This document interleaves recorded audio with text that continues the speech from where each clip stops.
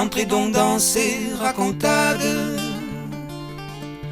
comme une sorte d'escapade,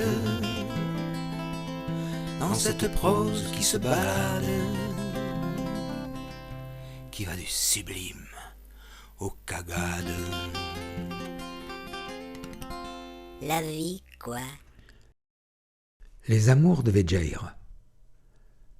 L'autre été, je traversais tranquillement la passerelle lorsque je m'arrête à la hauteur d'un vacancier qui, assis sur un rocher plat, le pantalon retroussé au rotule, se rafraîchissait les orteils dans un filet d'eau fraîche.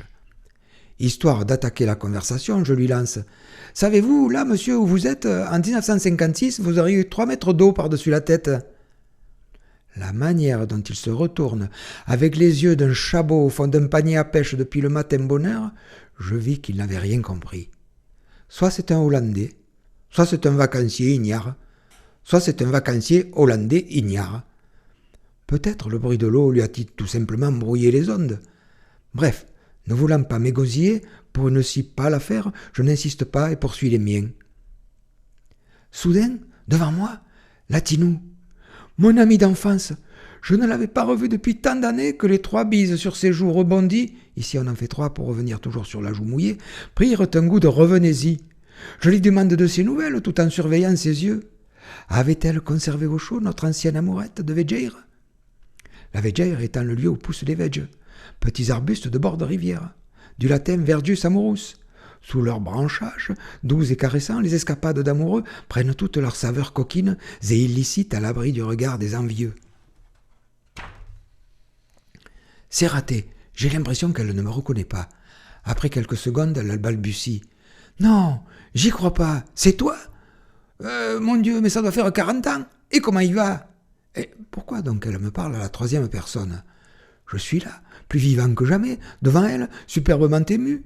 « Eh bien, il va, répondais-je bêtement. Et toi, tu vas au marché ? Oui, et je me dépêche car je sens qu'il va faire chaud. À bientôt. Seul sur la passerelle, avec l'autre abruti qui se trempe les pieds un peu plus bas, je dois avoir l'air d'un chabot vieux de 3 mois dans un panier de pêche oublié. Je n'ai même plus l'air con, je n'existe plus.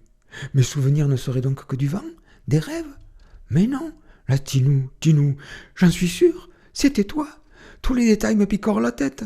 Le transistor rouge et beige qui nous crache les twists sauvages de Salut les copains. Son maillot à pois jaune qui cache au poil près tout ce qui m'intéresse. Le mien tout neuf en plastique bleu que mes fesses transportent avec fierté car les remplace avantageusement le ridicule slip de laine qui n'était toujours pas sec le lendemain. Ce petit rocher au milieu de la rivière que chacun se dispute comme un vaisseau imprenable.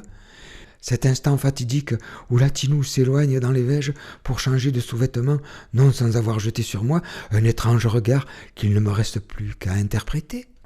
Moi qui pars discrètement à la recherche du bosquet en faisant mine d'avoir égaré mon paquet de P4. La fausse pudeur de mon héroïne qui me voyant approcher à pas de loup cache maladroitement ce qu'elle peut, c'est-à-dire pas grand-chose. Puis, ce chapelet de baisers tendres suivi et cette cabriole érotique où même un diable à l'affût n'aurait pu compter le nombre de jambes. Non, je n'ai pas rêvé du tout. C'est Latinou. Même que c'était les chaussettes noires qui chantaient dans le poste. Tiens, je vais l'attendre, là, à son retour du marché. Je vais lui lancer des indices. Je lui demanderai si elle a toujours son petit maillot à pois jaune. Puis non, je ne lui demanderai rien du tout. Tiens, la voilà. Finalement, il y a des souvenirs si beaux qu'il vaut mieux les oublier. Dans ma mémoire au chaud, il y a tout mon passé, des souvenirs si beaux qu'il vaut mieux oublier.